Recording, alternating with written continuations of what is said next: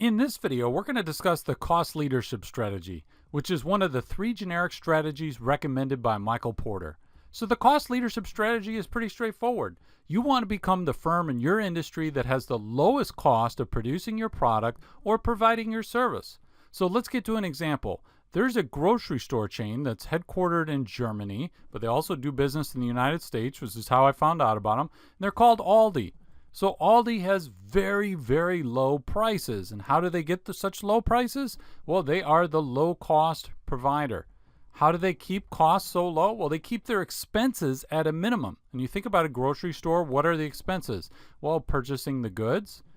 Okay, so they purchase goods. And then also labor is a big expense. You have other things like rent and so forth. But let me just give you an example of how they keep the labor costs down. At most grocery stores, they have a person who goes out and collects the carts. See the carts here that people go in the store, you put the food in the cart, you walk out. Aldi, you come to the cart and you have to pay 25 cents. You put a quarter into the cart and then it will allow you to take the cart out. And then you are forced to get, if you want to get your 25 cents back, when you leave Aldi, you have to put the cart back in the corral and then you will be able to get your 25 cents back. So that saves Aldi some labor costs. So now they don't have to pay somebody to go and collect the carts. Okay? So they also, the stores aren't quite as large as your typical grocery store. And the reason is they don't stock a lot of different types of goods. So they don't need as much labor in terms of stocking shelves, because if you're wanting to buy peanut butter, you're not going to get that many options.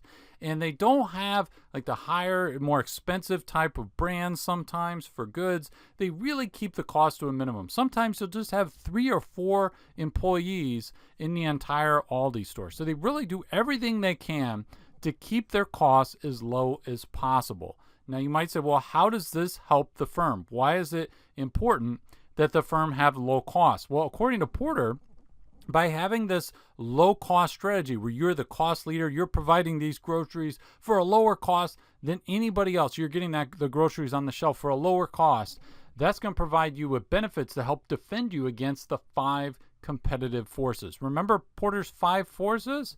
Okay, so in his 1980 book, Competitive Strategy, he discusses each of the forces and says, okay, if you were to be the cost leader, here is how you're going to be defending yourself against each of the forces. Remember the threat of new entrants, and new people coming in and competing, in the grocery industry. So by having a large economies of scale, which typically goes along with being the low-cost provider. Generally, if you're low cost, you have very high scale.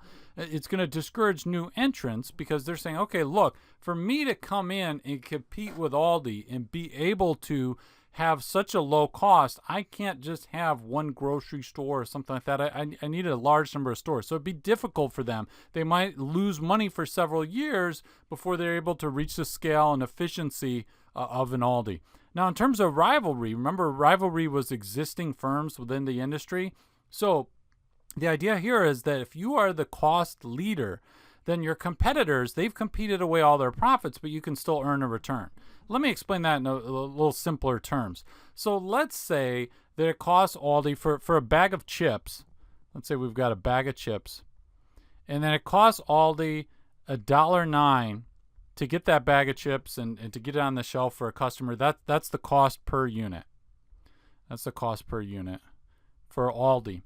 Now, if the cost per unit for another firm is, let's say, $1.25, so that other firm, they could only price, so let's say they priced it at $1.26, the other firm would only make 1 cent per, so they theoretically, if they're just going to break even, they could drop the price to $1.25, which is their cost, right? This competitor.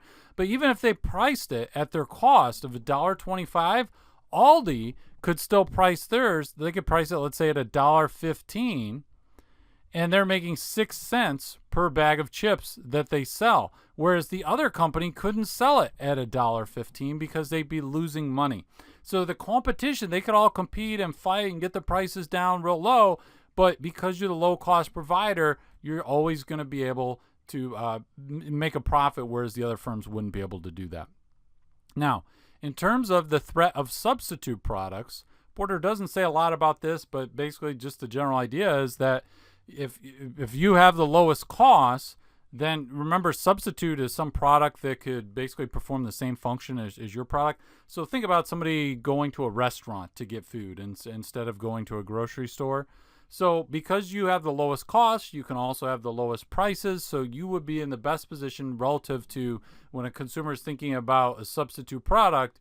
And they're thinking about something like price, for example, of, oh, it'd be expensive to eat out. Because you're a low-cost provider, you can also have the lowest prices and be in the best position relative to substitutes outside your industry than compared to your competitors. Now, in terms of buyers, remember the bargaining power of buyers? So buyers, they're only going to be able to drive down the price. Let's go back to the bag of chips example. So if buyers are saying, look, I want lower prices, well, your next lowest firm in terms of the cost, if they're $1.25 for a bag of chips, the buyers aren't likely to be able to bargain to get them to even lower their price below that, because below that they're losing money. So why would they lower the price below that? So they're only good, even though the buyers might have high bargaining power, they're not going to be able, they can't come to you and say, hey, I want to just pay $1 because I can go to your competitor and get that price. You say, no, you can't. I see the cost right here of the competitor, and you can't. That's the best you can do. So so basically, the buyer can't bargain you down below your own cost because you are the low cost provider, right? What are they going to say? Well, I'll go to your competitor. Okay, well, you're going to pay a higher price then because you have better costs. In terms of your suppliers, being a low-cost provider doesn't give you any leverage against your suppliers, but in terms of your competitor, if your suppliers are increasing the price, so if Aldi is buying bags of chips from a food manufacturer, and the food manufacturer says, we're going to increase the price on all these grocery stores. Well, Aldi really can't do anything compared to the other grocery store. It's really in no different position than the other grocery stores, except because it has the lowest cost, it can still, even if the price is being raised by suppliers, Aldi is going to be in a better position since they have lower costs. Other than that, they're still going to be in a better position relative to their competitors.